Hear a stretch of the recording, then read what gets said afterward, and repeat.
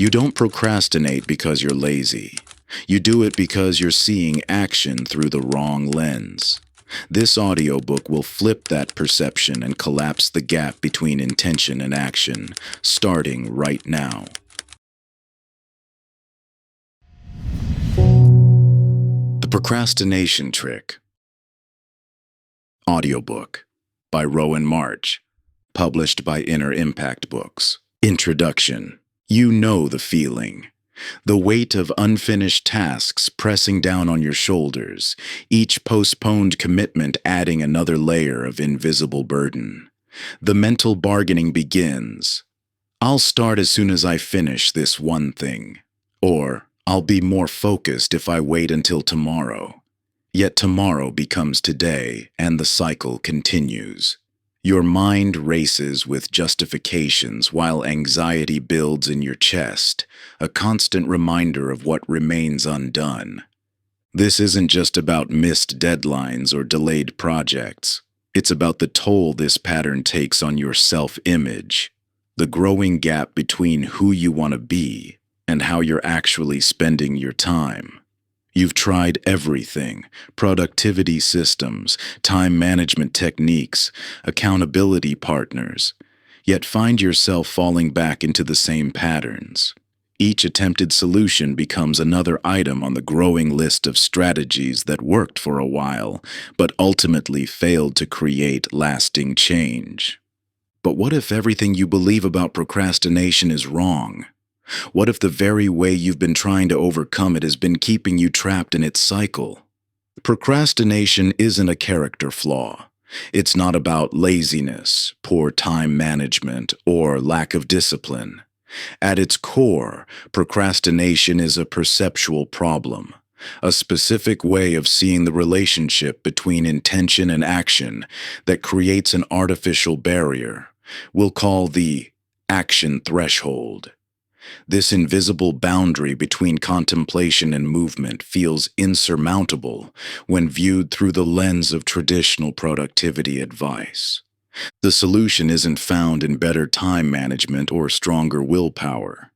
It lies in a fundamental shift in how you perceive the act of beginning. When you change how you see this threshold, you change your entire relationship with action itself. This book will guide you through a three-part journey of transformation. First, you'll see through the illusions that make the action threshold appear so formidable. Next, you'll discover how to cross this threshold effortlessly, without the usual struggle and resistance. Finally, you'll learn to sustain momentum once in motion, making continued action feel as natural as breathing. By the time you reach the final page, you won't just have new techniques to try. You'll have a fundamentally different relationship with action itself.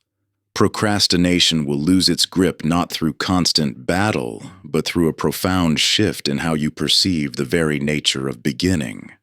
This isn't about forcing yourself to be more productive or disciplined. It's about aligning with your mind's natural tendencies rather than fighting against them. It's about discovering that the space between intention and action, a space that once seemed vast and impassable, can collapse in an instant with the right perceptual shift. Welcome to a new understanding of procrastination, not as an enemy to defeat, but as a messenger pointing toward a deeper truth about how your mind works with action. The freedom you've been seeking isn't found in doing more or trying harder. It's found in seeing differently. Chapter 1. The Procrastination Paradox. Sitting before an important task, you feel it building, that invisible force of resistance growing stronger with each passing minute. Your breath becomes shallow, shoulders tensing as thoughts race through well-worn paths of justification. The task itself hasn't changed, yet it seems to loom larger with each moment of delay. Your chest tightens as anxiety whispers of consequences, while your mind crafts increasingly elaborate reasons why now isn't quite the right time to begin. This experience is universal, a pattern so familiar it feels woven into the fabric of human nature. But what if this very moment contains a profound insight about the true nature of procrastination? What if the way you're trying to overcome it is actually making it stronger? Consider what happens when you encounter procrastination's resistance. The typical response is to gather your willpower, steel your resolve, and try to force your way through. This seems logical. When faced with an obstacle, push harder. Yet something counterintuitive happens. The more you fight against procrastination, the more powerful it becomes. Like quicksand, your struggle to escape only pulls you deeper. This is the paradox of resistance amplification. When you frame procrastination as an enemy to be defeated, you inadvertently strengthen the very perception that creates it. Each attempt to overpower procrastination through sheer force of will actually reinforces the idea that starting is inherently difficult. That action requires a mighty effort to overcome some opposing force. You might be thinking, but if I don't fight against procrastination, won't I just give in to it? This reaction is natural, but it reveals a crucial misconception. The choice isn't between fighting and surrendering. There's another way entirely, one that doesn't involve struggle or defeat. When you perceive a task through the lens of resistance, you create an artificial battle between your intention and the act of beginning. This perceived conflict generates tension, and tension seeks release. The more you push, the more your mind pushes back, seeking relief through delay. It's not the task itself creating this dynamic, it's your relationship with it. The shift from pushing through to stepping aside fundamentally transforms the experience of beginning. Instead of gathering force to overcome resistance, you learn to dissolve the perception that creates resistance in the first place. This isn't about techniques or strategies. It's about seeing clearly what's actually happening in the space between intention and action. The reality is that no physical force holds you back from taking action. The resistance you feel isn't a solid wall, it's more like a projected image, appearing solid only because you believe it to be. When you stop engaging with resistance as if it were real, its power begins to fade. This might sound abstract, but its implications are deeply practical. Every time you approach a task, you have a choice. You can brace yourself for battle, reinforcing the perception of difficulty, or you can step back and question the reality of the resistance you feel. Is the task itself actually preventing you from starting, or is your perception of it creating an illusory barrier? The force of procrastination comes not from the tasks you face, but from your relationship with them. By fighting procrastination, you validate and energize the very perception that gives it power. But when you see through this illusion, when you recognize that the resistance isn't inherent in the task, but created by your approach to it, something remarkable happens. The space between intention and action begins to collapse. This insight reveals the futility of traditional anti-procrastination strategies that focus on overpowering resistance. Such approaches may occasionally succeed through brute force, but they leave intact the underlying perception that creates resistance in the first place. True freedom from procrastination comes not from getting better at fighting it, but from seeing through the illusion that makes it appear real. The truth is both simpler and more profound than any technique. What you resist persists. What you embrace dissolves. Chapter 2. The Myth of Motivation. You sit there waiting for that perfect moment when inspiration will strike, when motivation will surge through you like electricity, making the task before you not just manageable but irresistible. The clock ticks. Your phone beckons. Maybe a quick check of social media will spark that creative energy you need. Perhaps organizing your desk one more time will finally create the right environment. You tell yourself these small delays are productive. After all, shouldn't you feel ready before tackling something important? This pattern repeats daily across millions of desks, in countless homes and offices. The belief runs deep. Motivation must come first, then action will follow naturally. It seems logical, intuitive even. Why force yourself to begin when you can wait for that energized state where work flows effortlessly? But this seemingly rational approach harbors a fundamental misunderstanding about how motivation actually works. Consider a train at rest in a station. You might think it needs tremendous power to begin moving, that the engine must build up to full strength before the journey can start. Yet modern trains use significantly less energy to maintain motion than to overcome that initial static friction. The physics of motivation follow a surprisingly similar pattern. Motivation isn't the spark that precedes action. It's the heat generated by movement itself. When you're waiting to feel motivated, you're asking a stationary train to generate the momentum that only comes from motion. This insight transforms our understanding of the relationship between feeling and doing. The conventional wisdom has it exactly backward. Action doesn't emerge from motivation. Motivation emerges from action. Every time you wait for inspiration before beginning, you reinforce a dependency that keeps you stuck. It's the action motivation cycle. Small actions generate small bursts of motivation, which make slightly bigger actions possible, which generate stronger motivation, creating an upward spiral of momentum.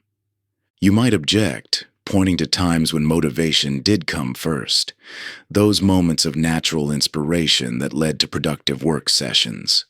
These experiences are real, but building your productivity system around them is like planning your retirement around winning the lottery. These spontaneous motivational states are wonderful when they occur, but they're too rare and unreliable to form the foundation of consistent achievement. The solution isn't to find better ways to summon motivation. It's to remove motivation from the equation entirely. Instead of waiting to feel ready, you learn to take what I call minimum viable action. Steps so small they bypass the need for motivational states altogether. The shift from waiting to feel ready to acting to become ready dissolves the artificial barrier between intention and action. Look at your own experience. When have your most significant accomplishments come from waiting for motivation? How often has that perfect feeling of readiness actually arrived? Consider how many tasks remain unfinished because you're still waiting for the right emotional state to tackle them. This perceptual shift fundamentally transforms the experience of beginning. Rather than motivation being a prerequisite that must be gathered before action, it becomes a natural byproduct of movement. The question changes from, "Do I feel like doing this?" to, "What's the smallest step I could take right now?" This insight connects to a broader truth about perception versus reality in productivity. Just as optical illusions persist, even after we understand their illusions, the feeling that we need motivation before action can remain strong even when we intellectually recognize its falsehood. The key isn't to fight this feeling, but to step outside its logic entirely. Stop waiting for motivation to arrive like a distant train. True motivation isn't found in the waiting, it's generated in the walking. Every moment spent seeking the perfect emotional state is a moment that could have been spent building the very momentum you seek. Chapter 3. The Beginning Illusion. What if the difficulty of beginning is largely an illusion? The moment of starting looms before you like an invisible wall, a barrier between intention and action that feels solid, imposing, real. You feel it in your body. The subtle tension, the slight withdrawal, the instinctive resistance to crossing that threshold. Your mind races with thoughts about the effort required, the potential challenges ahead, the energy you'll need to muster. The simple act of beginning takes on mountainous proportions in your perception. This experience is so universal, so familiar, that questioning its reality might seem absurd.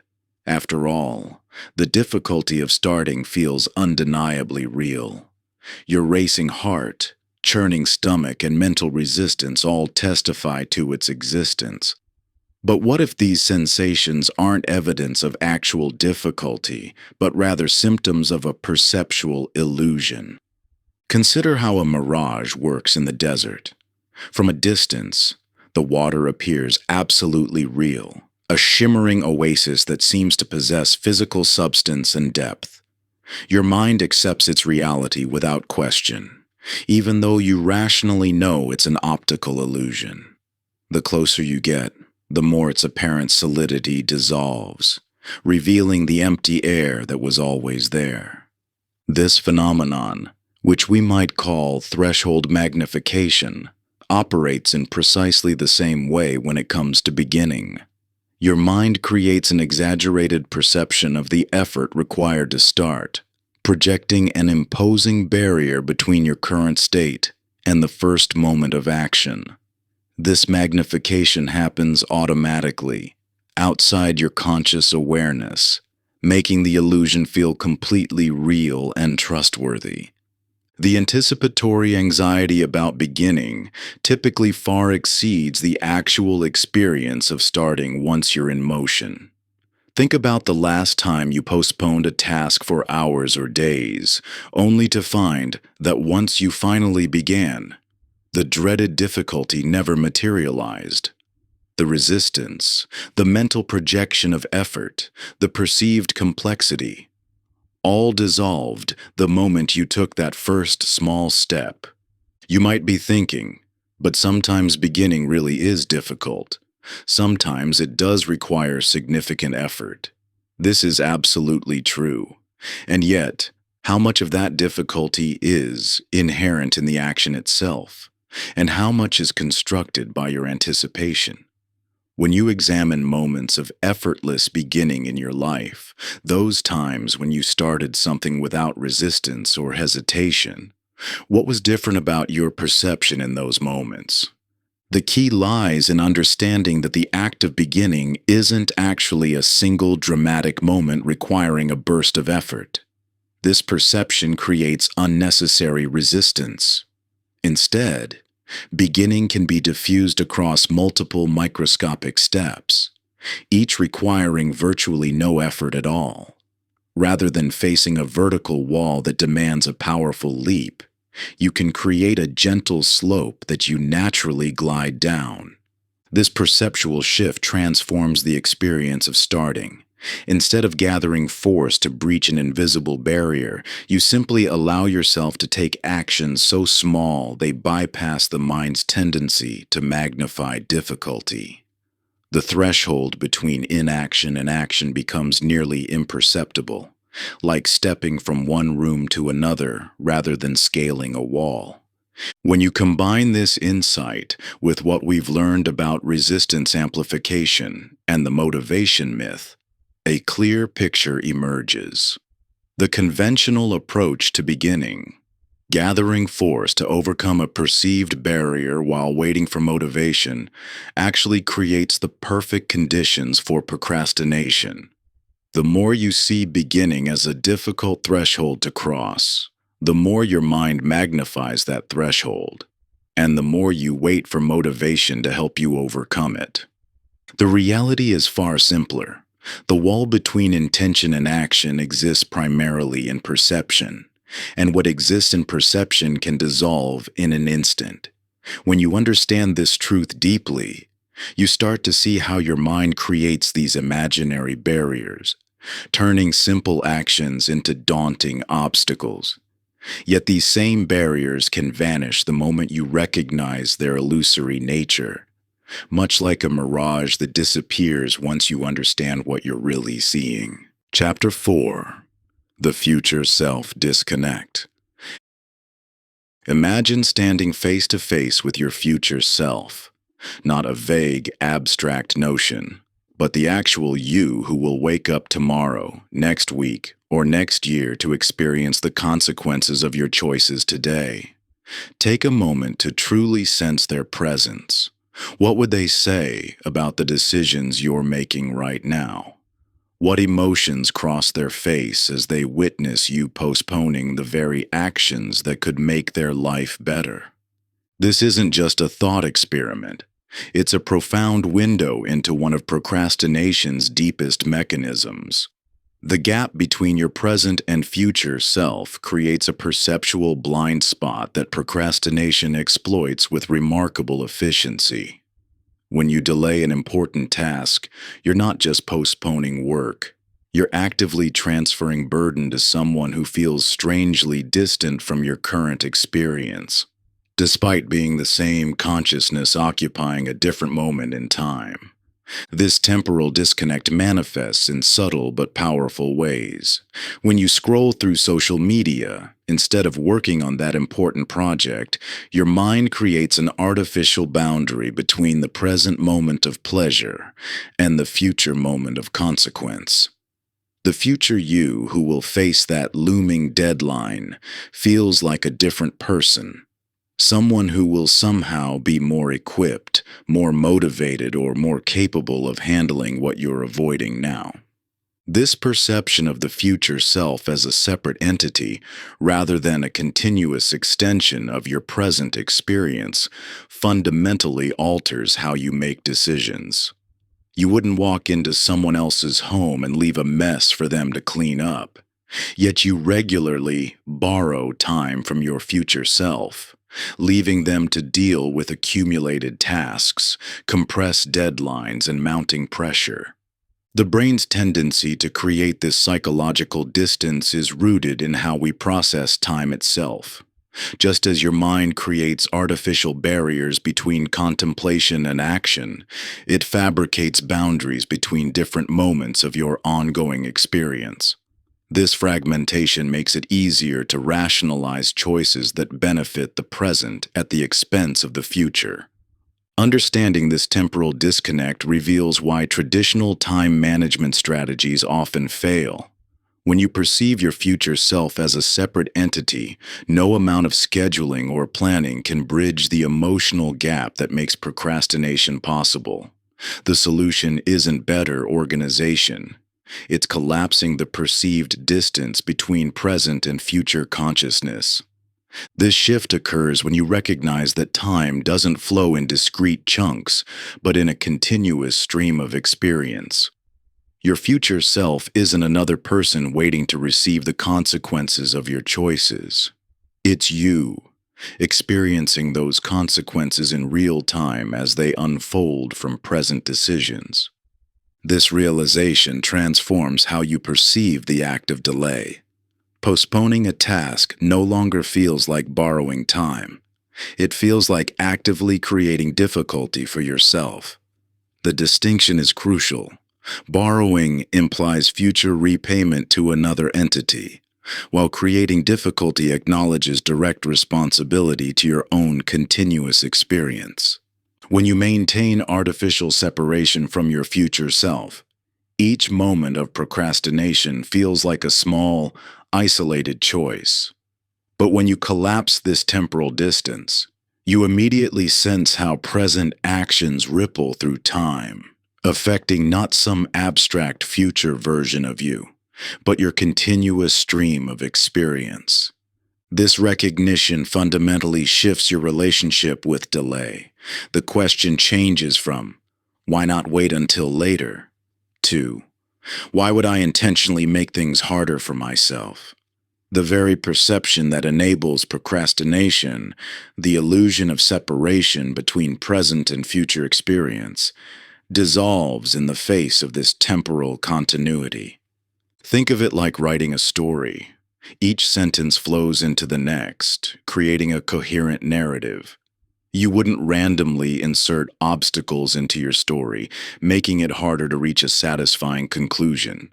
Yet when you procrastinate, you're doing exactly that, inserting unnecessary complications into the ongoing story of your experience. You're voluntarily choosing a more difficult path, creating obstacles that your future self must navigate. Chapter 5. The Permission Paradox.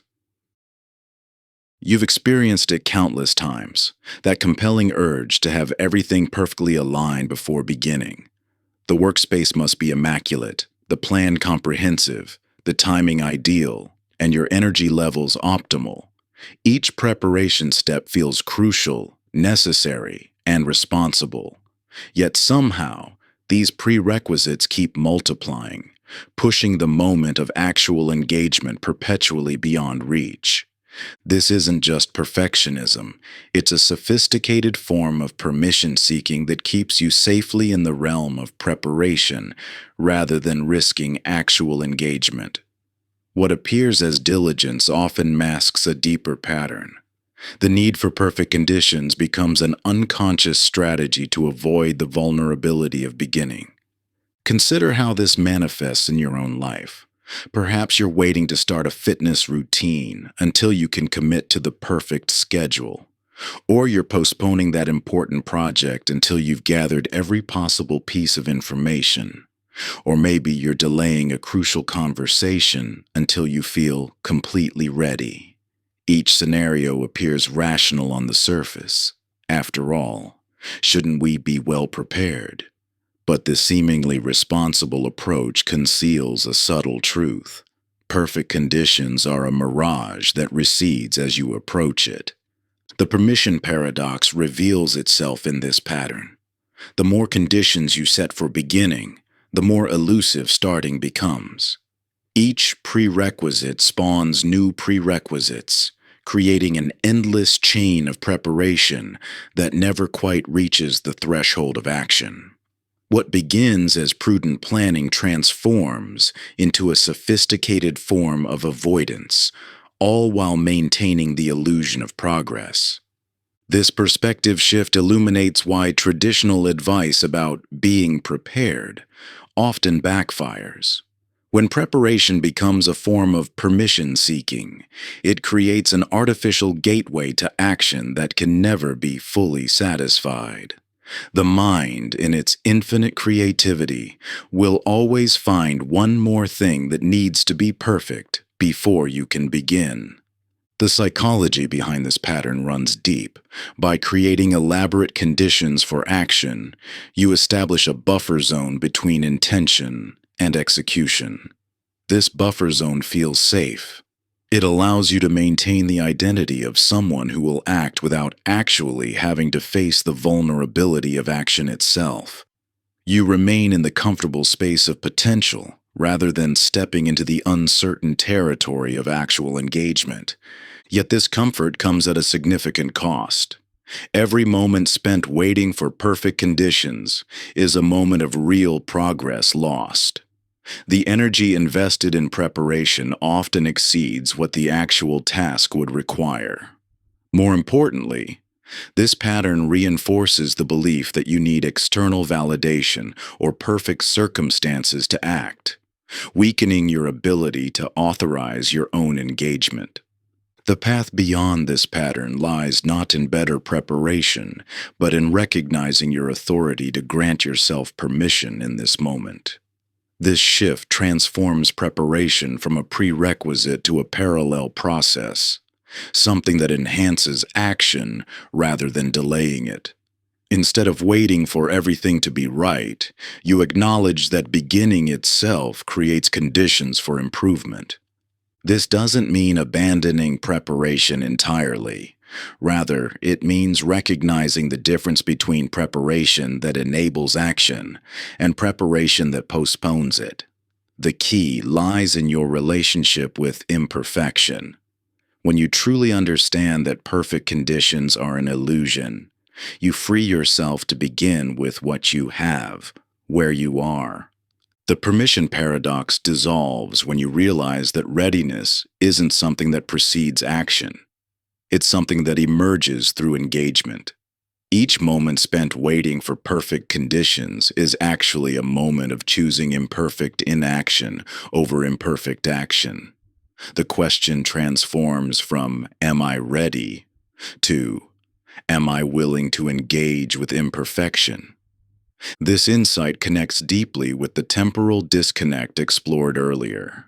Just as you can bridge the gap with your future self, you can bridge the gap between your current state and your idealized conditions for action. The perfect moment isn't something that arrives. It's something you create by beginning, despite imperfection. The walls of permission-seeking begin to crumble when you recognize your own authority to act. You don't need everything to be perfect. You need only to grant yourself permission to begin in the midst of imperfection. This shift transforms preparation from a barrier to a foundation, from a prerequisite to a companion of action. Your hesitation dissolves as you embrace the truth that authority doesn't come from external validation, but emerges from within. Each time you wait for someone else's approval, you unknowingly surrender your power to shape your own path. The real permission slip has always been in your hands, waiting for your signature. When you finally claim this authority, preparation becomes what it was always meant to be. Not a shield against action, but a resource that enriches your journey as you move forward. Chapter 6: The Focus Fallacy. You sit down determined to concentrate, gripping your attention like a leash you're trying to control. Your mind wanders and you pull it back. It drifts again and you tighten your grip. Each time you force your focus back to the task, it seems to resist even more strongly, like trying to hold water in clenched fists.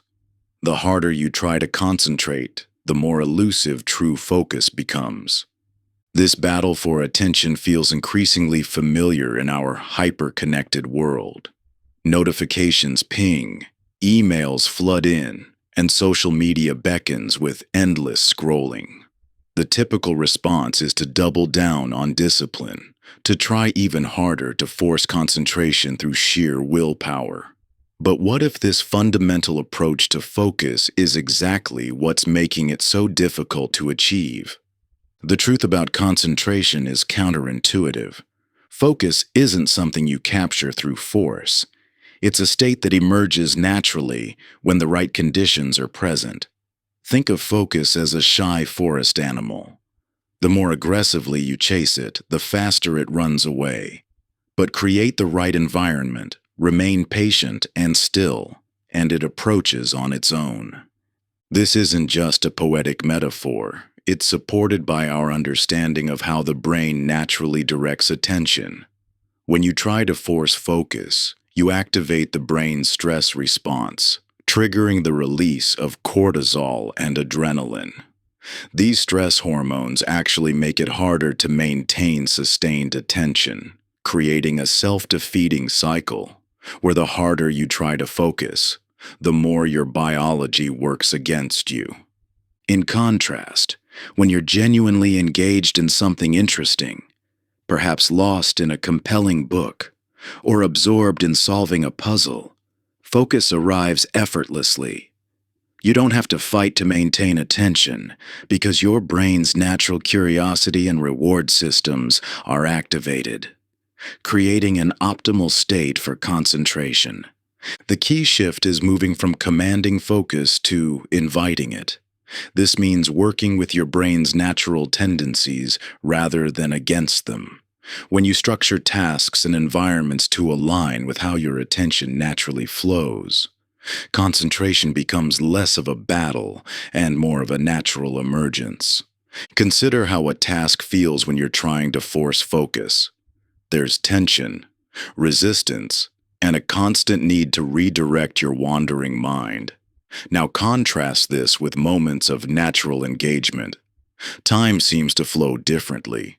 Distractions fade into the background, and maintaining attention requires little conscious effort. This isn't to suggest that discipline has no place in maintaining focus. Rather, it's about understanding that willpower alone is an inefficient and ultimately unsuccessful approach to sustained concentration. The goal is to create conditions where focus arises naturally, requiring far less energy to maintain. The brain's attention system responds powerfully to novelty, challenge, and personal relevance. When you frame tasks to incorporate these elements, you tap into your natural capacity for engagement rather than fighting against your mind's tendency to wander. Instead of trying to chain your attention to an unengaging task, transform how you approach the task itself. Pay attention to those rare moments when focus comes easily. What conditions are present? How does the task feel different? What's your mental state? These instances of natural concentration offer crucial clues about your personal patterns of engagement. The fundamental shift is from seeing focus as something you do to recognizing it as something that happens when you create the right conditions. This might seem like a subtle distinction, but it transforms the entire experience of concentration from a draining battle into a natural flow state. This alignment with your brain's natural functioning extends beyond just focus. It's part of a broader pattern you've seen throughout this book, the power of working with, rather than against your mind's inherent tendencies. Just as fighting procrastination strengthens its hold and waiting for motivation keeps you stuck, trying to force focus often achieves the opposite of what you intend. The solution isn't to try harder, it's to try differently. By understanding and working with your brain's natural attention mechanisms, you can create an environment and approach that makes focus feel less like a forced march and more like a natural state of flow. When you align your actions with how your mind naturally operates, concentration transforms from something you chase to something that emerges on its own. You'll find yourself slipping into deep focus without the exhausting mental struggle that usually accompanies it, much like how water naturally flows downhill rather than needing to be pushed. Chapter 7. The Minimum Viable Action. Standing before a mountain of work triggers an almost visceral response in your body. Your breathing becomes shallow, your shoulders tense, and your mind begins cycling through all the complexity ahead. Whether it's a major project deadline, an overwhelming list of tasks, or a creative endeavor that seems to have no clear starting point, the sheer magnitude of what lies ahead can create instant paralysis. This paralysis isn't just psychological, it manifests physically. Your body interprets the perceived size of the task as actual physical weight, triggering stress responses that make movement feel impossible. The more you contemplate the entirety of what needs to be done, the more overwhelming it becomes, creating a feedback loop of increasing resistance. But this perception of tasks as monolithic wholes is an illusion, one that creates unnecessary suffering and resistance. When you see a project as an indivisible mountain that must be scaled in a single bound, you're setting yourself up for paralysis. The truth is that no task, no matter how complex, exists as a single unit. Every mountain is made of individual grains of sand. Every project is composed of microscopic actions that, when taken in sequence, create meaningful progress. This brings us to the transformative concept of the minimum viable action, MVA, the smallest possible step that still counts as forward movement.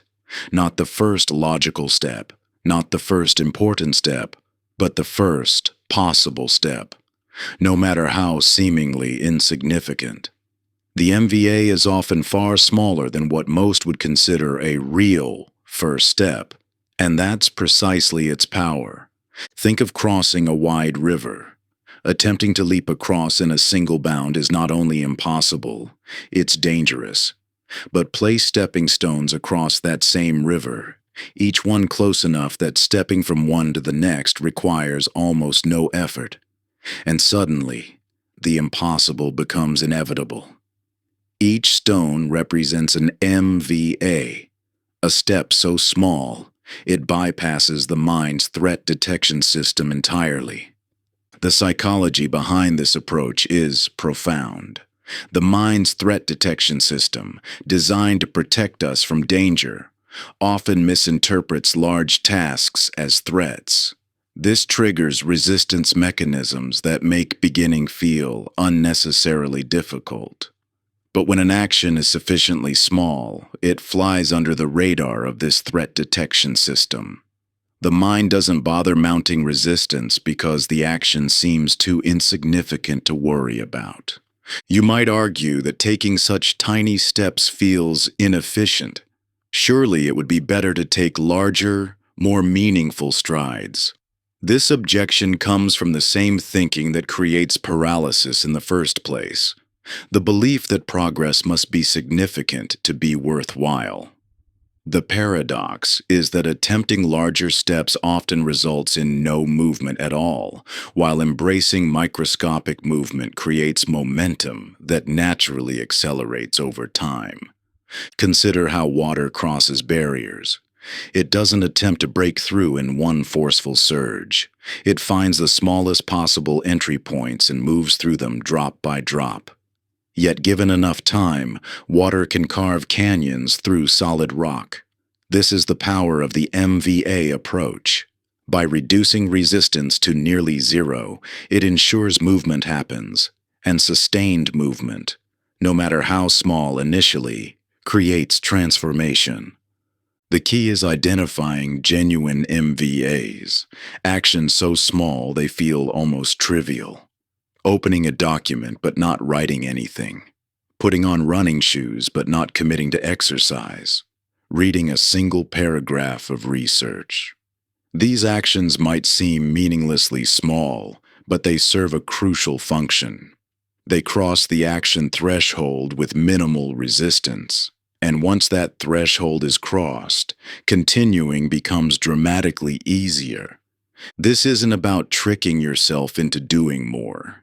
It's about recognizing that the perceived size of necessary first steps is often vastly inflated. When you let go of the need for significant initial progress and embrace the power of microscopic movement, you transform the emotional experience of beginning from dread to ease. The size of your first step determines whether you take it. Make it small enough to be undeniable, and you'll find yourself in motion before resistance has a chance to arise. This isn't about lowering your standards or settling for less. It's about understanding that all significant achievements begin with a single, often tiny, movement forward. Chapter 8: The Momentum Principle. The fundamental laws of physics reveal a profound truth about human behavior.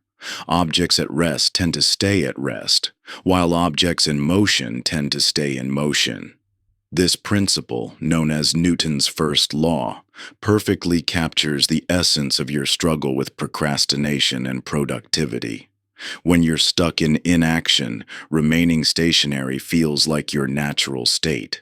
Yet once you're moving forward, continuing becomes almost effortless.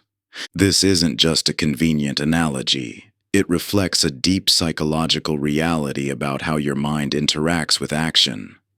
Just as physical objects require more energy to begin moving than to continue moving, your mind requires significantly more psychological energy to initiate a task than to maintain progress once begun. Understanding this activation energy curve transforms how you approach any challenging endeavor. Think of pushing a heavy boulder up a hill. The initial force required is immense. You're working against both gravity and inertia. But once you reach the crest, something remarkable happens. Not only does the effort required decrease dramatically, but gravity itself begins working in your favor, creating momentum that pulls the boulder forward with minimal additional input from you. Your mind operates on remarkably similar principles. The resistance you feel before beginning a task, that heaviness, that reluctance, that sense of effort required, is actually a temporary spike in perceived difficulty that peaks just before initiation. Yet most people misinterpret this spike as representative of the entire task, creating unnecessary resistance by assuming the intense effort required for beginning will be sustained throughout. This misperception leads to overestimating the total energy required for completion, while underestimating your capacity to generate psychological momentum. When you understand that the majority of your resistance is concentrated in that initial moment of beginning, you can stop seeing it as a signal to avoid action and start recognizing it as a natural part of the initiation phase, one that will dissipate once momentum takes over. The psychological mechanisms behind this phenomenon are fascinating. Your brain is constantly trying to conserve energy by maintaining its current state. Beginning something new requires overriding this conservation instinct, which triggers temporary resistance. However, once action begins, your brain adapts to the new state of activity, often finding it more rewarding to continue than to stop and have to overcome initial resistance again. Some might argue that not all tasks develop a natural flow or become easier with time. This is true. Certain activities maintain a consistent level of difficulty throughout. However, even these tasks benefit from momentum in terms of reduced cognitive friction.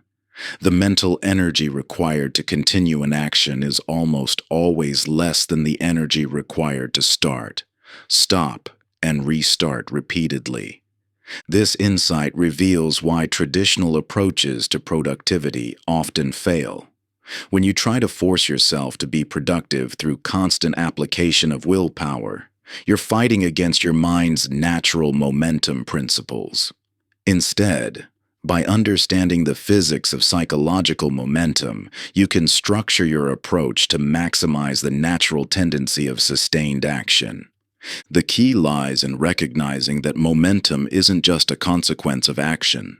It's a force you can deliberately generate and harness. By designing what we might call momentum hooks, small actions specifically chosen to generate psychological momentum, you can create a self-sustaining cycle of progress.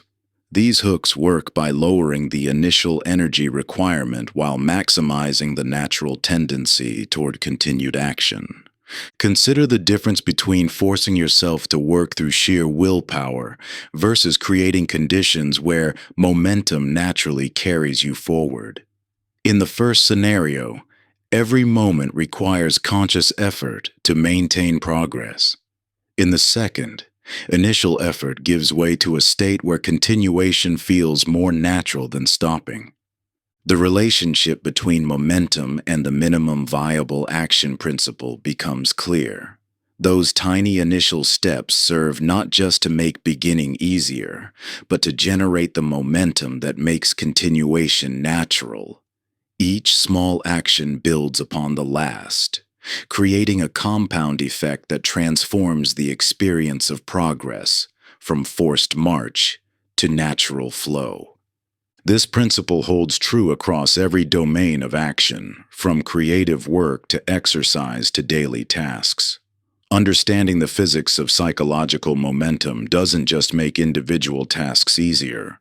It fundamentally transforms your relationship with action itself. Momentum isn't just about keeping going. It's about recognizing that the barrier between inaction and action is far more temporary than it appears. The resistance you feel before beginning is not a wall to be climbed, but a threshold to be crossed, after which the very physics of progress begin working in your favor. Chapter 9. The Decision Illusion. You're sitting at your desk, and for the 5th time today, you're debating whether to start that important project. Each time the task crosses your mind, you engage in the same exhausting mental dialogue. Should I begin now? Maybe after lunch it would be better, but wouldn't it be good to get it done early? Then again, my energy might be higher later. This internal negotiation plays out not just once, but dozens of times throughout your day, draining your mental resources before you've even touched the actual work. What you may not realize is that this constant deliberation, this perpetual weighing of whether to act or delay, creates a hidden tax on your mental energy. Each time you revisit the decision to begin, you're depleting the same finite reserve of willpower you'll need for the task itself. The real drain isn't coming from the work you need to do, but from the repeated decision about whether to do it. This reveals a counterintuitive truth about procrastination. Much of its power stems from the illusion that beginning is optional. When you perceive starting as a choice that must be made anew each time the task enters your awareness, you create an unnecessary cognitive burden that compounds throughout your day. Think of it like the difference between driving a car and riding a train. When driving, you must constantly make decisions: when to turn, which route to take, how to respond to traffic. Each choice requires attention and energy. But on a train, the path is predetermined. Once you've committed to the journey, the tracks eliminate thousands of micro-decisions, allowing you to direct your energy toward more meaningful pursuits. This same principle applies to your relationship with tasks. When you leave the question of whether open for constant renegotiation, you force your mind to expend energy on the same decision repeatedly. But when you eliminate the illusion of choice around certain commitments, you free yourself from this cyclical drain on your mental resources. The key insight here isn't about removing all choice from your life. It's about recognizing which decisions deserve fresh consideration and which are better settled once and protected from endless revisitation. By establishing clear parameters around when and how certain tasks will be executed, you create mental tracks that guide your actions without requiring constant deliberation. When you examine the most productive periods in your life, you'll likely find they were characterized not by endless flexibility, but by clear structures that eliminated unnecessary decision points. The morning routine that runs like clockwork, the workout schedule that happens without internal debate, the writing practice that unfolds at the same time each day. These are examples of decision elimination in action. The power of this approach lies in its ability to bypass the very mechanism that makes procrastination possible. When action becomes the default rather than a choice requiring active decision, the mental friction that typically precedes beginning simply dissolves. You move from "should I start" to "this is what happens now," a subtle but transformative shift in how you engage with your commitments. This isn't about rigid inflexibility or denying your autonomy. Rather, it's about strategically choosing which decisions deserve your mental energy and which are better served by predetermined pathways. By eliminating decisions that don't meaningfully contribute to your goals, you conserve willpower for the creative and strategic choices that truly matter. The most powerful aspect of decision elimination is how it compounds over time. Each pre-committed action pattern you establish creates a groove in your mental landscape that makes future action along that path increasingly effortless. Like a well-worn trail through a forest, these pathways become your mind's natural routes, requiring less energy to traverse with each passing day. The resistance you feel toward tasks often has less to do with the tasks themselves and more to do with the weight of repeatedly deciding to do them. By removing this layer of constant choice, you free yourself from the exhausting cycle of deliberation that precedes action. When you shift from seeing certain tasks as optional to viewing them as simply what happens, you transform your relationship from the beginning. The energy previously spent on deciding whether to act becomes available for the action itself, creating a natural flow that makes procrastination increasingly difficult to maintain. This perception shift, from perpetual choice to predetermined action, fundamentally changes how you engage with your commitments. The mental framework moves from "should I" to "this is what happens now," eliminating the cognitive burden of repeated decision-making and creating clear pathways for consistent action. True freedom doesn't come from maintaining endless options at every moment. It comes from strategically eliminating decisions that drain your mental resources without adding meaningful value to your life. By establishing clear action patterns for your most important commitments, you create the mental space needed for genuine creativity and meaningful choice in areas where flexibility truly matters. Chapter 10: The Resistance Dance.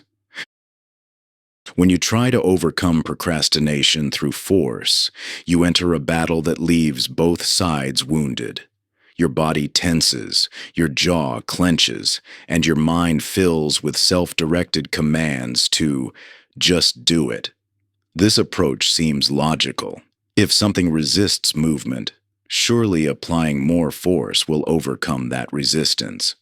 Yet this intuitive response often strengthens the very barrier you're trying to break through. Consider how your system responds to force. When you push against resistance with raw willpower, your body interprets this as a threat response, triggering a cascade of stress hormones that actually make it harder to think clearly and act effectively. The harder you push, the more your system pushes back, creating a self-reinforcing cycle of tension and resistance. The revolutionary insight here isn't about finding more effective ways to fight resistance. It's about transforming your entire relationship with it.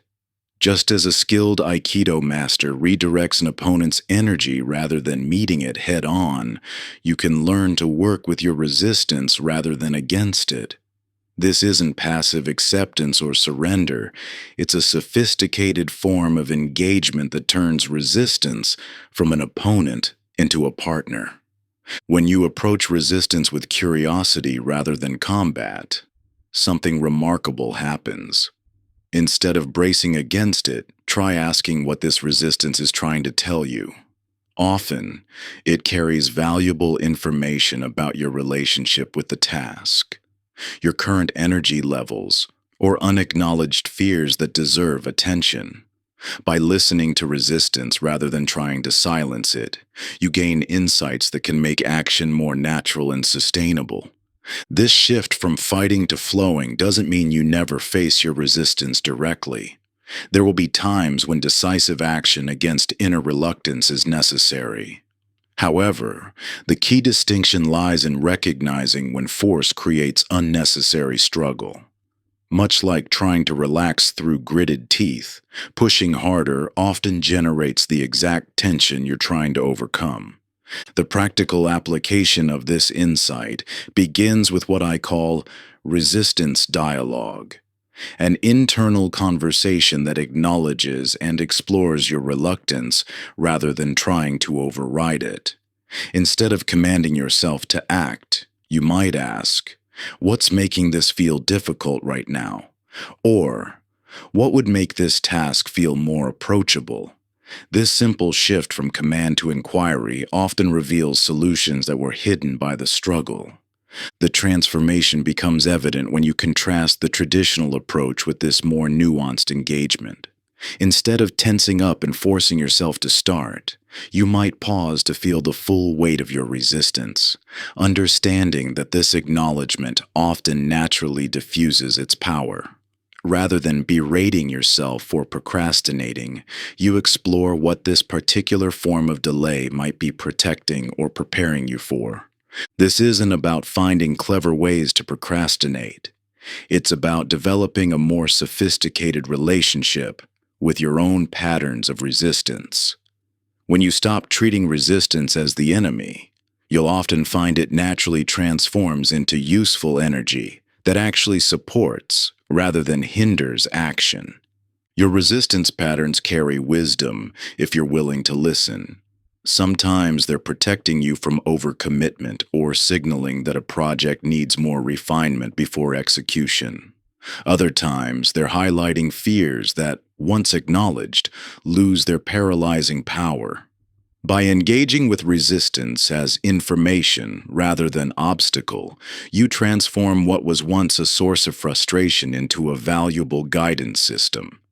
This approach complements rather than contradicts the momentum principles we explored earlier.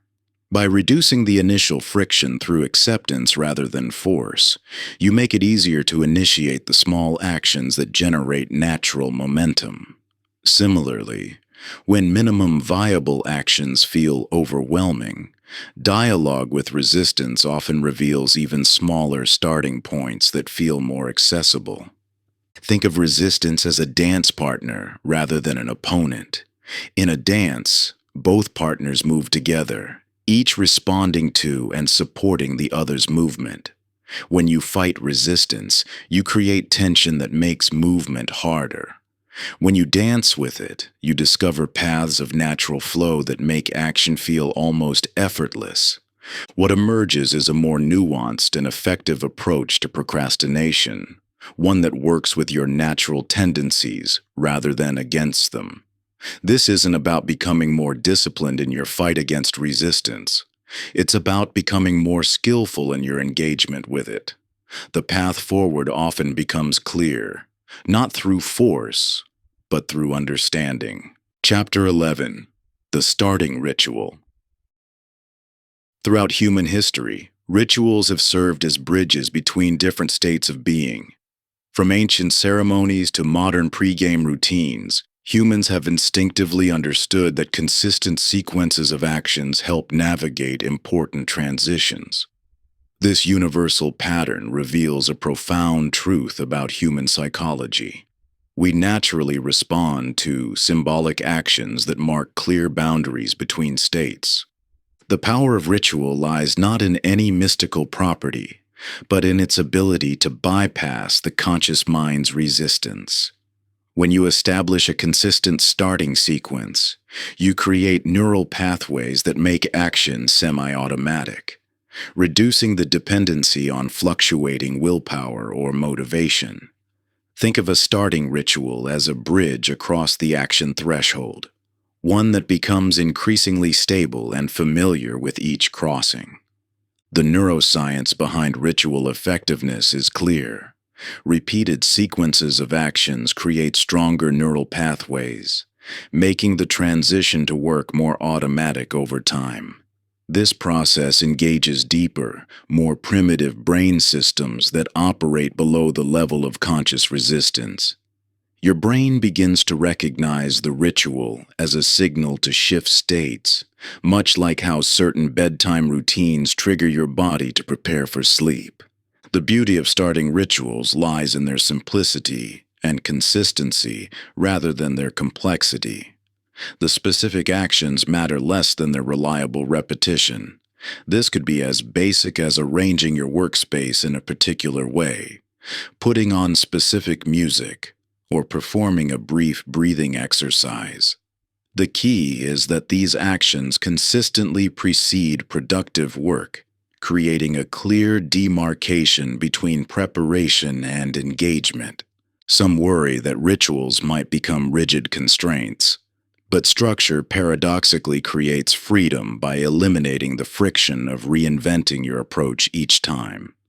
When you remove the burden of deciding how to begin, you conserve mental energy for the work itself. This is why many successful creators maintain seemingly arbitrary but consistent pre-work routines. They understand that the routine itself matters less than its role in facilitating the transition to focused work.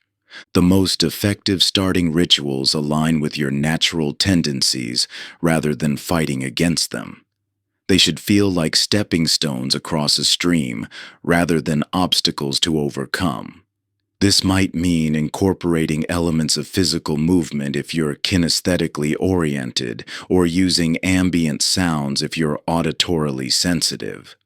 The goal is to create a sequence that feels supportive rather than restrictive. Starting rituals also serve as environmental anchors, creating consistent cues that signal to your brain it's time to engage. This could involve specific locations, times of day, or sensory experiences that become associated with productive states.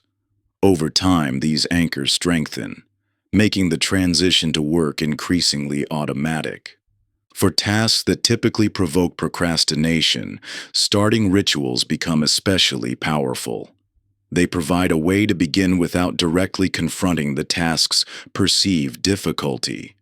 By focusing on the familiar steps of your ritual, you sidestep the mental resistance that often accompanies challenging work. It's like entering cold water gradually rather than diving in. Each step of the ritual acclimates you to the transition. The most sustainable starting rituals grow organically from your existing patterns rather than being imposed from outside. Pay attention to the sequences that naturally precede your most productive periods. What elements consistently appear? How could these be deliberately structured into a more formal ritual? This organic approach ensures your rituals remain authentic to your working style. When designing starting rituals, simplicity is crucial. Complex routines create their own resistance and are less likely to be maintained. The ideal ritual contains just enough structure to create a clear transition while remaining easy to execute consistently.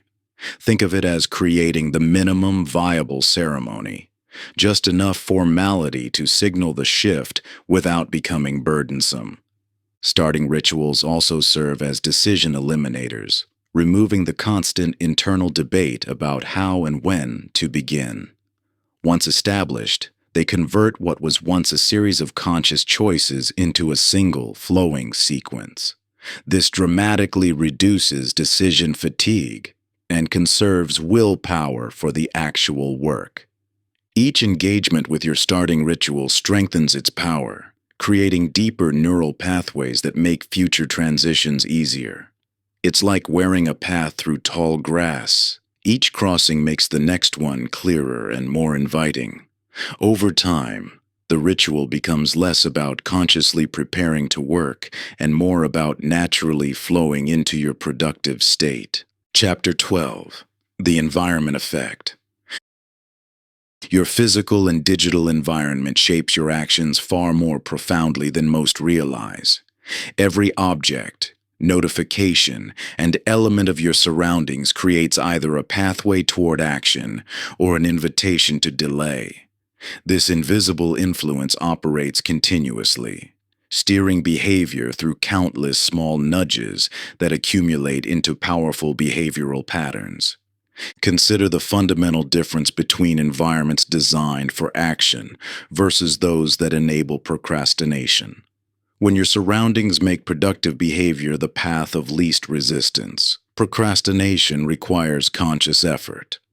Conversely, when your environment facilitates distraction, even the strongest intention can crumble under the constant friction of working against your surroundings.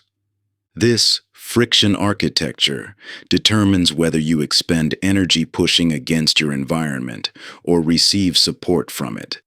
The layout of your workspace, the notifications on your devices, the placement of both tools and temptations. Each element either adds friction to starting or smooths your path to action.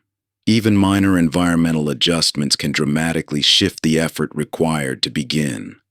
The power of environmental design lies in its ability to influence behavior without requiring constant conscious effort. While willpower depletes with use, a well-designed environment maintains its influence consistently, creating an invisible support structure for productive action. This approach acknowledges human nature rather than fighting against it, making desired behaviors easier and undesired ones more difficult. The concept of friction architecture reveals why traditional approaches focusing solely on internal factors often fail. When your environment contradicts your intentions, you must constantly overcome its influence through willpower alone.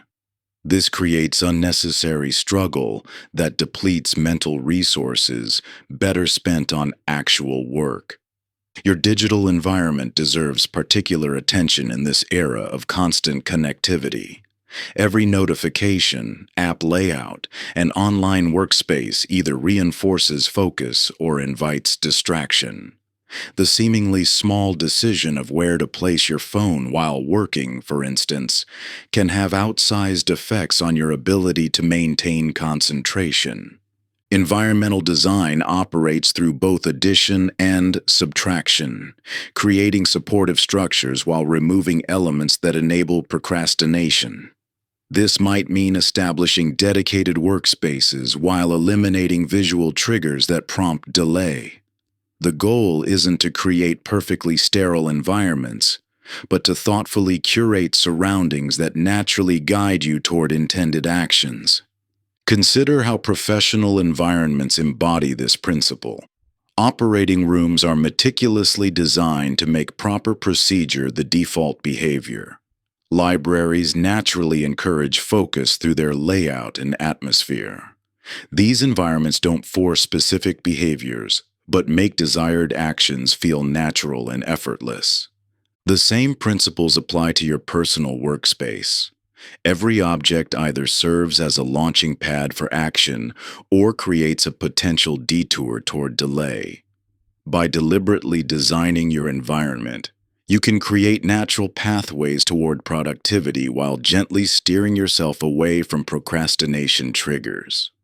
This approach doesn't deny personal responsibility, but rather acknowledges how environment and behavior intertwine. Just as a well-designed kitchen makes healthy eating easier, a well-designed workspace makes productive action more natural. The environment becomes an ally in your intentions rather than an obstacle to overcome. The process begins with a thorough examination of your current surroundings, both physical and digital. Notice which elements consistently enable focus and which tend to prompt delay. Pay attention to the subtle ways your environment either supports or undermines your intentions. This awareness reveals opportunities for strategic modification. Your environment shouldn't feel like a prison, but rather a supportive space that aligns with your goals. Small adjustments often yield significant results. Repositioning your desk to face away from distractions, creating dedicated spaces for specific activities, or establishing clear boundaries between work and relaxation areas. Each modification reduces the friction between intention and action. The digital realm offers particularly powerful opportunities for environmental design. Notification settings, app layouts, and digital workspaces can be optimized to maintain focus rather than fragmenting attention. By deliberately structuring these elements, you create an invisible support system for sustained action. This environmental approach proves especially powerful because it works regardless of motivation levels. Even on days when willpower runs low, a well-designed environment continues guiding behavior in intended directions. The surroundings themselves become silent allies, gently steering you toward productive choices without requiring conscious effort.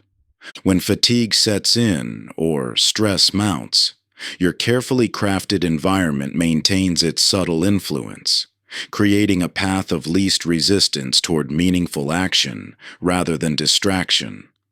The beauty of this strategy lies in its passive nature. Once established, these environmental supports operate continuously in the background, reducing the daily drain on your limited willpower reserves. Chapter 13. The Completion Threshold. The perpetual state of almost done represents one of procrastination's most subtle yet powerful manifestations. You're past the challenge of beginning, you've maintained momentum through the middle stages, yet something stops you from taking those final steps toward completion. This form of delay often feels more sophisticated than simple procrastination. After all, you've already done most of the work. But leaving tasks perpetually near finished creates its own form of psychological burden, one that accumulates as your life fills with partially completed projects. This completion resistance emerges from a fundamentally different psychological landscape than initial procrastination. While beginning requires overcoming inertia, completion involves facing evaluation, embracing imperfection, and accepting the transformation of potential into reality.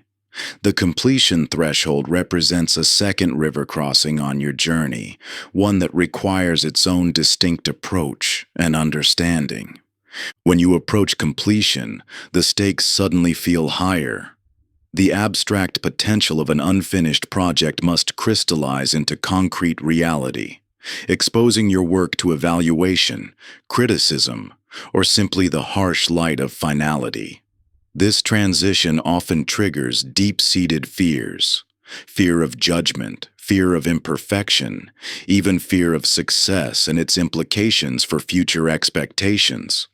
The safety of almost done can become oddly comfortable, protecting you from these confrontations while maintaining the illusion of progress.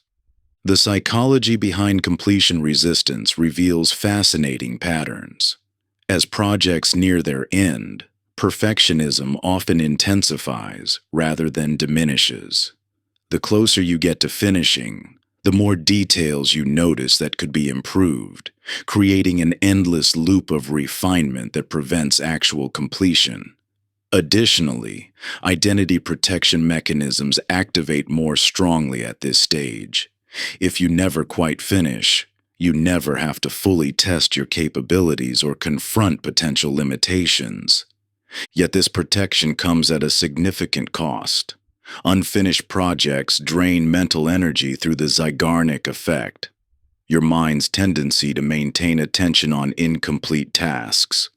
Each almost done project becomes a small but persistent cognitive burden, accumulating into a background noise of unfulfilled commitments that impacts your overall psychological well-being. The completion threshold requires a fundamentally different approach than the initial action threshold. While beginning benefits from reducing friction and making actions smaller, completion often requires expanding your comfort with imperfection and reframing your relationship with evaluation. The goal isn't to lower your standards, but to recognize that completion itself holds value, independent of perfection. The psychology of completion reveals why traditional productivity advice often falls short at this stage. Tips about breaking tasks into smaller pieces or maintaining momentum miss the deeper psychological dynamics at play when facing completion. The resistance here isn't about effort or capability. It's about identity, evaluation, and the courage to transform potential into reality. This insight transforms how you approach the final stages of projects. Instead of seeing completion as a high-pressure finale that must meet every possible standard, you can recognize it as a natural landing point, the logical conclusion of the work you've already done. This shift in perception often dissolves the artificial barrier between almost done and done, making completion feel as natural as any other stage of the process. The completion threshold represents a crucial second crossing point in your journey from intention to achievement. Understanding its unique psychological characteristics allows you to approach it with appropriate strategies rather than trying to force your way through with sheer willpower or momentum. This recognition that completion resistance differs fundamentally from initial procrastination opens new possibilities for moving projects, from perpetual progress to actual completion. By transforming how you perceive the act of finishing, you can begin to see completion not as a fearsome final judgment, but as a natural progression. The simple act of allowing your work to exist in its completed form, imperfections and all. This perspective shift often dissolves the artificial barrier between almost done and done, making completion feel as natural as any other stage of the process. Beginning creates potential. Completion creates reality. Bridges us to exploring how meaning serves as a natural magnet for action. When you align your efforts with deeply meaningful outcomes, procrastination loses its grip on your mind. Your work transforms from an obligation into an expression of purpose, drawing you forward with the magnetic pull of genuine significance. This shift from pushing yourself to being pulled by meaning changes everything about how you approach your tasks. You'll find yourself naturally gravitating toward completion, not because you should, but because the inherent value of your work creates its own momentum.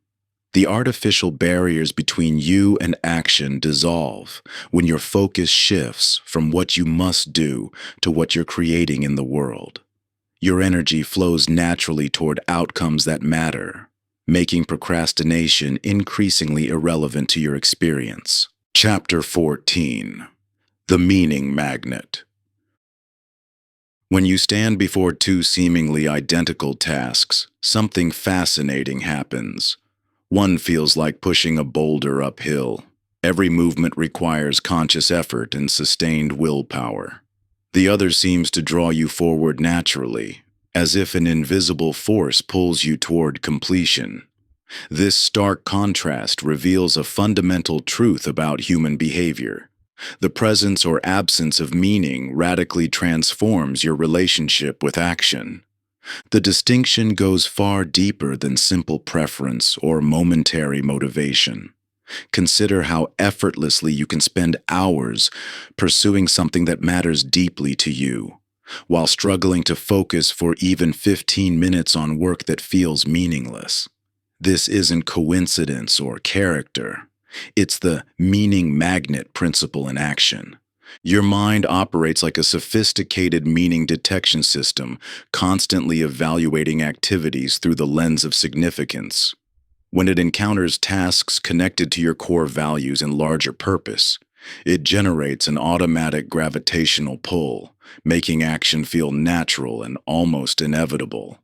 Conversely, when faced with work that seems disconnected from what matters, your mind creates subtle but persistent resistance, making procrastination the path of least resistance. This explains why traditional productivity approaches often fall short. They attempt to override this natural meaning-seeking mechanism through discipline and external pressure. But fighting against your mind's inherent tendencies is like swimming upstream, possible, but unnecessarily exhausting. Working with this meaning attraction system rather than against it transforms the entire experience of taking action. Understanding this mechanism reveals why procrastination often has less to do with the actual difficulty of tasks and more to do with their perceived significance. Time management techniques and organizational systems can help, but they don't address this deeper dynamic. When meaning is present, complex tasks can feel engaging and energizing. When meaning is absent, even simple actions can feel like walking through mud. The key insight is that meaning isn't just a nice bonus that makes work more pleasant. It's the primary fuel that powers sustained action. Your mind moves naturally toward what feels significant and automatically away from what seems pointless, regardless of rewards, deadlines, or consequences. This isn't a flaw to overcome, but a feature to leverage.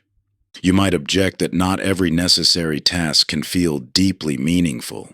Bills need paying, emails need answering, and routine maintenance needs doing, regardless of how connected they feel to your larger purpose. This is true, but misses a crucial distinction. Meaning isn't inherent in tasks themselves, but in how you perceive their connection to what matters.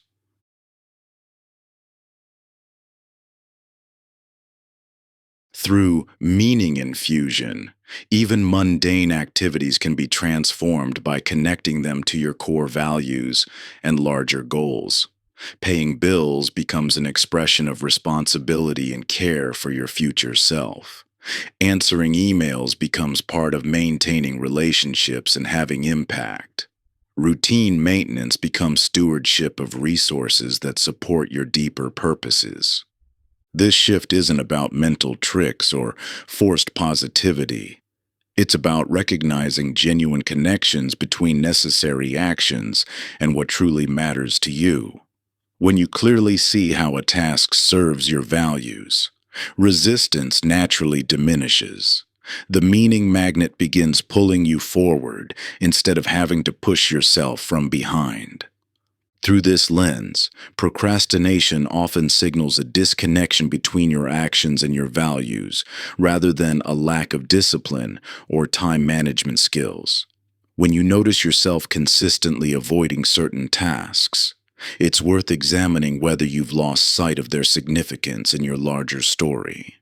The power of this approach lies in its alignment with your mind's natural tendencies rather than fighting against them.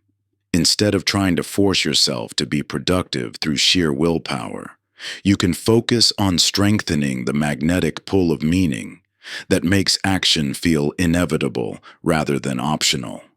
Take a moment to reflect on activities that naturally energize you, work that feels more like being pulled forward than pushed from behind. What values do these activities connect to? What larger purpose do they serve? Understanding your personal meaning patterns reveals clues about how to infuse more significance into tasks that currently feel disconnected and resistance-prone. This meaning-centered approach addresses multiple forms of procrastination simultaneously because it changes your fundamental relationship with action. Rather than battling resistance, you cultivate natural momentum by aligning tasks with what matters most to you. Willpower becomes less necessary because meaning itself generates the energy for action. When your work flows from genuine purpose, even previously daunting tasks transform into expressions of your deepest values. The resistance that once seemed like an immovable wall reveals itself as merely a temporary shadow, dissolving in the light of authentic motivation. As you tap into this deeper current of meaning, you'll find yourself naturally drawn toward action, rather than having to push yourself forward through brute force. Chapter 15: The Identity Shift. Your relationship with procrastination runs deeper than your to-do list or time management system. It extends into the very foundations of how you see yourself. There's a profound difference between viewing procrastination as something you occasionally do versus accepting it as an intrinsic part of who you are. This distinction shapes every decision you make about taking action. When you identify as a procrastinator, you unconsciously create a self-fulfilling prophecy. Each delayed task, each postponed project becomes not just an isolated incident, but further evidence supporting your core identity. This creates a cycle where your actions continuously reinforce your self-image, which in turn guides your future actions. Identity acts as the soil from which your behaviors naturally grow. Just as a seed can only produce what's encoded in its DNA, your actions tend to align with your deepest beliefs about who you are. When you try to force behaviors that conflict with your identity, you experience internal resistance that makes sustained change nearly impossible. This explains why traditional approaches to overcoming procrastination often fall short. They focus on modifying surface-level behaviors without addressing the deeper identity patterns that generate those behaviors. It's like trying to change the fruit without examining the roots. Possible in the short term, but unsustainable over time. Your brain constantly works to maintain consistency between your actions and your self-image. When you see yourself as someone who takes immediate action, procrastination creates cognitive dissonance, an uncomfortable mental state your mind works to resolve by adjusting your behavior to match your identity. Conversely, when you view yourself as a procrastinator, taking prompt action feels somehow false or inauthentic. This dynamic reveals why willpower-based approaches to overcoming procrastination typically fail. When your actions conflict with your identity, you're fighting against your own psychological immune system. Your mind actively works to restore alignment between behavior and self-image, making sustained change through force of will extremely difficult. However, this same mechanism that can perpetuate procrastination also holds the key to its dissolution. When you shift your core identity, new behaviors emerge naturally without requiring constant effort or attention. The question transforms from, "How do I stop procrastinating?" to "Who am I becoming?" You might worry that focusing on identity change means rejecting who you truly are or forcing yourself into an inauthentic mold. But identity itself is more fluid and shapeable than commonly recognized. Rather than a fixed characteristic, your self-image is more like a story you tell about yourself, one that can be consciously revised and updated. This malleability of identity offers a powerful lever for changing your relationship with action. Instead of battling procrastination directly, you can focus on cultivating an identity that makes procrastination feel increasingly incongruent with who you are. This shift happens not through force, but through gradual, intentional evolution of your self-narrative. The transformation occurs at the level of language and self-dialogue. Notice the difference between "I'm trying not to procrastinate" and "I'm someone who takes immediate action."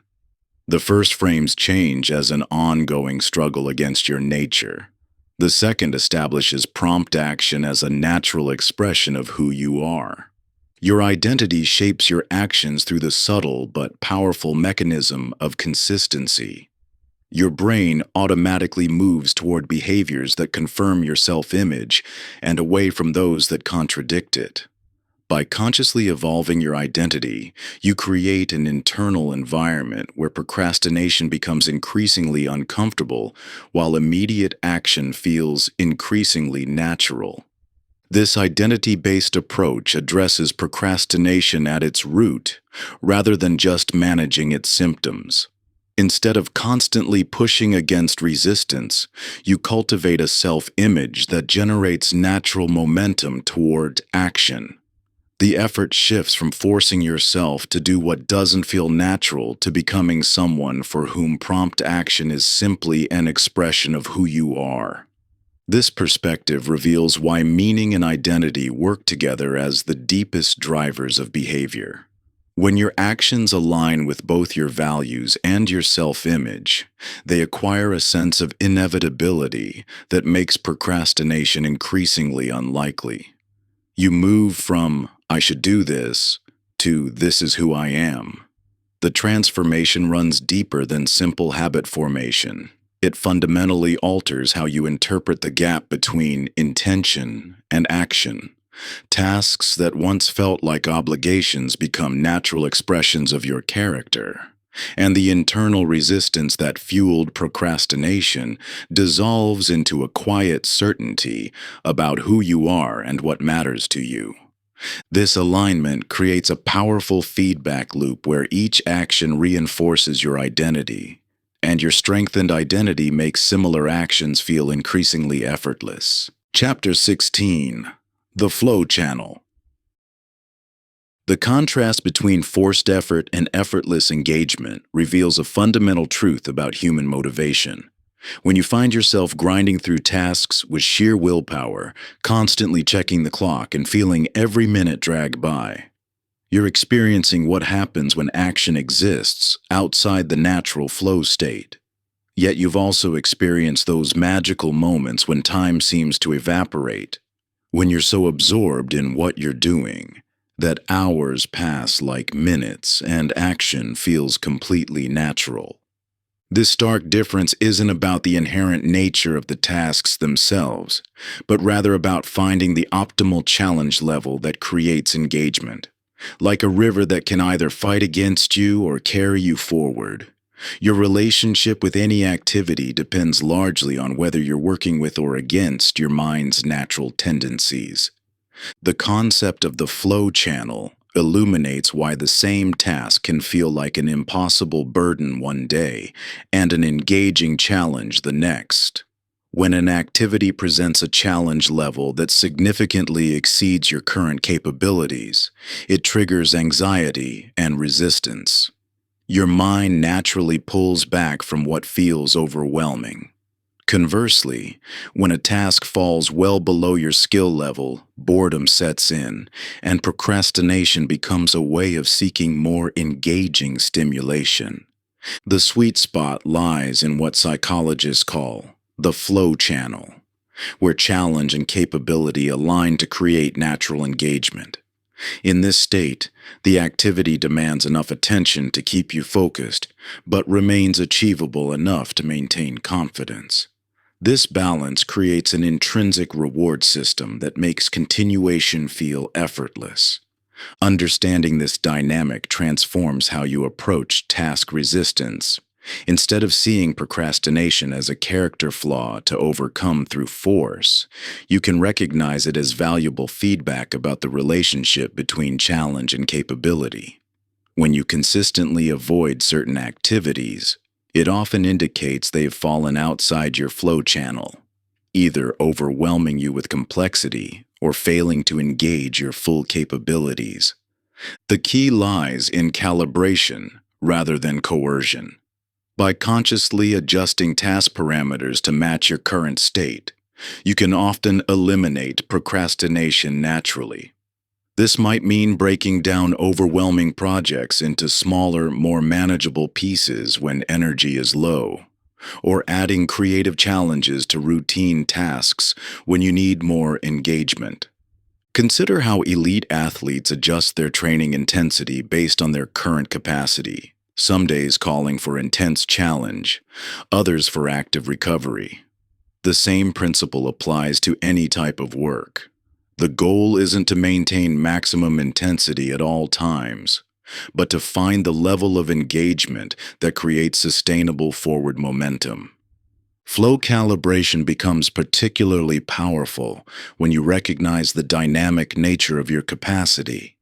Your ability to engage with challenging tasks fluctuates based on energy levels, time of day, recent experiences, and countless other factors.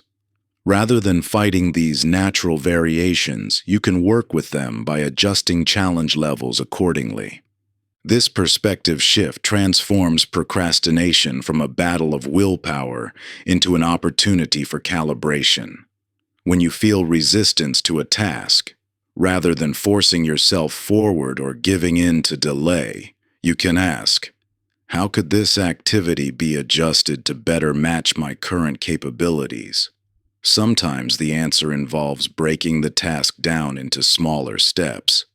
Other times it means adding interesting constraints or creative elements that increase engagement. The flow channel isn't about making every task perpetually enjoyable. Some activities will always require a degree of disciplined effort. However, by understanding and working with your mind's natural tendency toward optimal challenge levels, you can significantly reduce the friction that leads to procrastination. When challenge and capability align, procrastination often dissolves naturally. The task itself becomes magnetic, pulling you forward through intrinsic engagement rather than requiring constant push from external pressure or willpower. This creates a sustainable foundation for consistent action that doesn't depend on maintaining perpetual discipline or motivation. Your mind already knows the way out of procrastination. You've experienced this truth countless times without realizing its significance. In those precious moments when you found yourself completely absorbed in a task, time seems to lose its rigid grip. The world around you grows quiet, your inner critic falls silent, and action flows with an effortless grace that makes stopping feel harder than continuing. Perhaps it happened while cooking a complex meal, solving an intriguing problem, or engaging in deep conversation. The activity itself became magnetic, drawing you deeper into its unfolding possibilities. These experiences aren't anomalies or lucky accidents. They're glimpses of your natural state when challenge and capability align perfectly. They reveal the profound truth that your mind instinctively seeks engagement when conditions are right. External pressure, guilt, and force become unnecessary when you tap into this intrinsic pull toward meaningful action. By understanding and working with this innate tendency rather than against it, you unlock a different kind of motivation, one that propels you forward through genuine interest rather than manufactured discipline. Chapter 17: The Energy Equation. Every action you take requires energy, whether physical, mental, emotional, or creative. When you find yourself procrastinating, it's often not a failure of discipline, but a signal from your internal energy management system. Think about those times you've tried to force yourself to work when completely depleted, only to spend hours staring at a screen with nothing to show for it. Or those moments when you've pushed through exhaustion to complete a task, only to find yourself unable to focus for days afterward. This pattern reveals a crucial truth. Productivity isn't about maximizing output through constant effort. It's about understanding and working with your natural energy rhythms. Just as an ecosystem maintains balance through cycles of activity and restoration, your capacity for focused work depends on respecting your body's need for both expenditure and renewal. The energy equation fundamentally reshapes how you approach task management. Different activities consume or generate different types of energy. Creative work might drain your mental resources while energizing you emotionally. Administrative tasks might preserve your creative energy while depleting your attention reserves. Understanding these patterns transforms procrastination from a character flaw into a valuable signal about resource allocation. Modern productivity culture often treats human energy as an unlimited resource to be extracted through sufficient willpower. This approach mirrors unsustainable industrial practices that deplete natural resources without allowing for regeneration. Just as strip mining eventually renders land barren, forcing yourself to work without respecting energy limits leads to diminishing returns and potential burnout. Your cognitive resources follow specific depletion patterns. Decision-making, focused attention, and creative thinking draw from separate but interconnected energy pools. When you deplete one area, it affects your capacity in others. This explains why after hours of detailed analytical work, you might find yourself procrastinating on simple decisions or creative tasks. You've exhausted the relevant cognitive resources. The brain requires specific conditions for replenishment. Different forms of rest and engagement restore different types of energy. Light physical activity might refresh your capacity for focused attention. Social interaction could recharge your emotional energy. Unstructured thinking time often replenishes creative resources. Understanding these restoration patterns is as crucial as knowing how energy gets depleted. This isn't about avoiding demanding work or only acting when you feel energized. Rather, it's about strategic energy allocation, matching tasks to your natural rhythms, and ensuring proper restoration between periods of intense focus.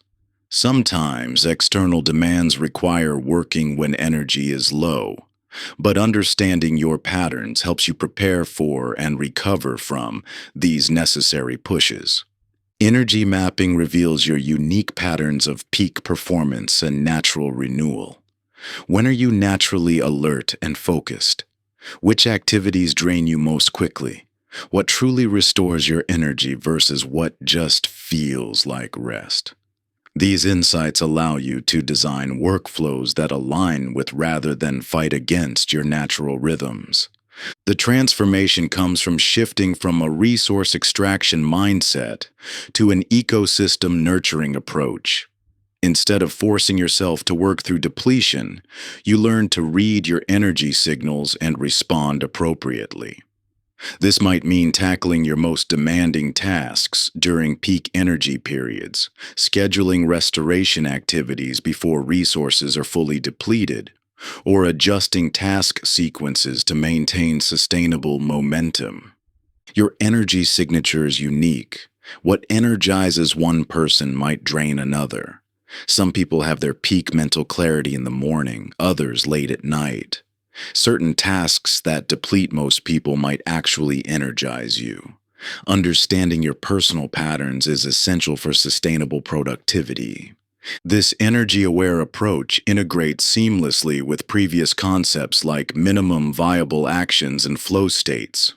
When you're depleted, you can use smaller action steps to maintain progress without overwhelming your reduced resources.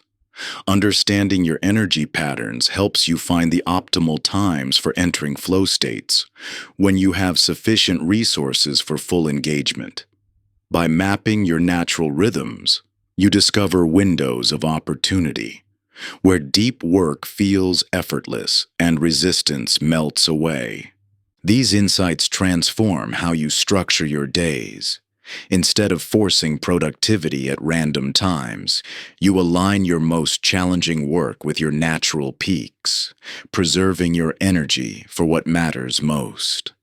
The beauty of this approach lies in its adaptability. Some days you'll ride waves of inspiration, while others might call for gentle, sustainable progress through micro-actions that honor your current capacity. Chapter 18. The Relapse Revolution. The moment of returning to old patterns arrives for everyone. You find yourself slipping back into procrastination after weeks or months of consistent action, and immediately the familiar voices of self-judgment begin their chorus. I knew this wouldn't last. I'm just not disciplined enough. Why can't I stay consistent? This reaction is so common, so deeply ingrained, that it often causes more damage than the temporary return to procrastination itself. What if these moments of apparent regression aren't failures at all? What if they're actually essential components of lasting transformation, carrying vital information about your growth process that can accelerate your development when properly understood? This perspective shift fundamentally changes how you experience and respond to inevitable moments of inconsistency. Think of transformation as a spiral staircase rather than a ladder. From certain angles, it might appear you're passing the same point repeatedly, but with each rotation, you're actually ascending to a higher level of understanding and integration. Each time you encounter familiar procrastination patterns, you're experiencing them from a more elevated perspective, equipped with deeper awareness and stronger tools for responding effectively. This isn't mere positive thinking. It's a fundamental truth about how human beings actually transform. The mind rarely changes in a straight line. It spirals upward through cycles of progress, integration, and temporary regression that ultimately lead to more sustainable growth. The expectation of linear progress, of perfect consistency from the moment you understand a concept, creates unnecessary suffering and often triggers the very patterns you're working to transform. The spiral nature of growth reveals itself in subtle ways. When you return to procrastination patterns, you'll notice you catch yourself sooner. The periods of delay grow shorter. The recovery process becomes smoother. Most importantly, your relationship with these moments begins to shift from one of harsh self-judgment to curious observation and strategic response. Research in habit formation consistently shows that expecting perfect consistency often backfires, creating rigid, unsustainable approaches that collapse under their own pressure. The most successful transformations emerge through flexible persistence, maintaining direction while allowing for natural fluctuations in implementation. This isn't about making excuses or lowering standards. It's about aligning your growth strategy with how human beings actually develop and change. Your response to perceived setbacks shapes their impact far more than the setbacks themselves. When you interpret returns to procrastination as complete failures, you trigger shame and discouragement that make recovery more difficult. When you view these moments as natural parts of your growth spiral, you maintain the psychological safety necessary for continuous development. This revolutionary approach to relapse transforms these moments from sources of shame into opportunities for deeper integration. Each return to old patterns becomes a chance to understand your triggers more clearly, to refine your strategies more precisely, and to strengthen your commitment more authentically. The question shifts from, "Why do I keep failing?" to, "What can I learn from this that will inform my next rotation up the spiral?" The practical implications of this perspective are profound. Instead of attempting to eliminate relapses entirely, an approach that usually creates more pressure and paradoxically increases their likelihood, you develop specific protocols for responding when they occur. These responses transform setbacks from momentum killers into launching pads for stronger action patterns. Instead of viewing consistency as an all-or-nothing proposition, you begin to see it as an evolving integration of new patterns. Each spiral upward builds upon previous experiences, incorporating lessons learned from both successes and temporary regressions. This cumulative growth process creates more sustainable transformation than any attempt at perfect linear progress. Your relationship with procrastination setbacks reveals deep patterns in how you handle growth and change in all areas of life. Do you tend toward harsh self-judgment or complete abandonment of your goals? Do you use temporary regression as an excuse to give up entirely? Or can you maintain direction while allowing for natural fluctuations in your implementation? Understanding these patterns allows you to develop more effective responses that maintain momentum despite imperfect progress. The true revolution comes in realizing that transformation isn't about achieving perfect consistency. It's about changing your relationship with inconsistency itself. When you no longer fear temporary returns to procrastination, you create the psychological safety necessary to implement all the principles we've explored throughout this book without the paralysis of perfectionism. Conclusion. Throughout this journey, you've discovered that procrastination isn't the enemy you've been fighting. It's a perception that dissolves when viewed through a different lens. What began as a battle against delay has transformed into an understanding of how your mind naturally engages with action, revealing that the struggle itself often creates the very resistance you're trying to overcome. You've explored how resistance amplifies when confronted directly, yet dissipates when approached with curiosity and acceptance. You've seen how motivation doesn't precede action but emerges from it, reversing the conventional wisdom that keeps many trapped waiting for the perfect moment to begin. The perceived difficulty of starting has been revealed as largely illusory, a mirage that disappears when you step toward it rather than standing back in anticipation. Through the power of minimum viable actions, you've discovered how tiny steps collapse the seemingly insurmountable distance between intention and action.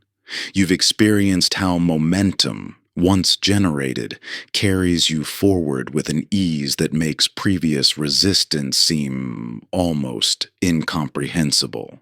By eliminating unnecessary decisions through pre-commitment, you've freed yourself from the cognitive burden that depletes willpower and enables procrastination. Your environment has emerged as a powerful ally in this transformation, showing how strategic design can make action inevitable rather than optional. You've uncovered how meaning serves as a natural magnet for engagement, pulling you forward when connected to values and purpose. Perhaps most profoundly, you've seen how identity shapes behavior more powerfully than any technique. How becoming someone who takes immediate action transforms procrastination from a constant struggle to an occasional visitor. These insights aren't separate strategies to be implemented one by one, but interconnected facets of a single perceptual shift. When you see the gap between intention and action as crossable in an instant rather than requiring monumental effort, everything changes. Your relationship with beginning transforms from dread to ease, from resistance to flow. This transformation isn't a destination but an ongoing evolution. Old patterns may occasionally resurface, but these moments aren't failures. They're opportunities for deeper integration of these truths. The spiral of growth you're on means passing familiar points from new heights, each turn bringing greater understanding and easier implementation.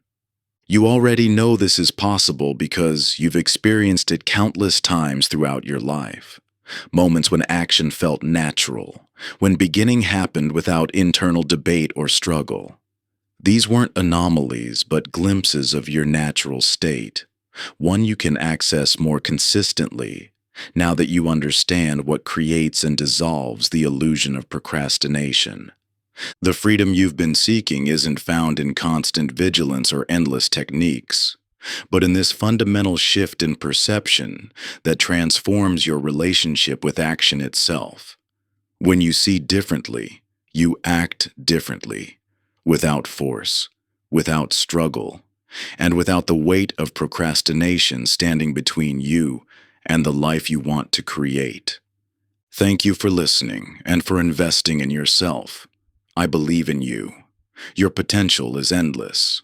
Now go out there and create the life you deserve. Create the life you deserve.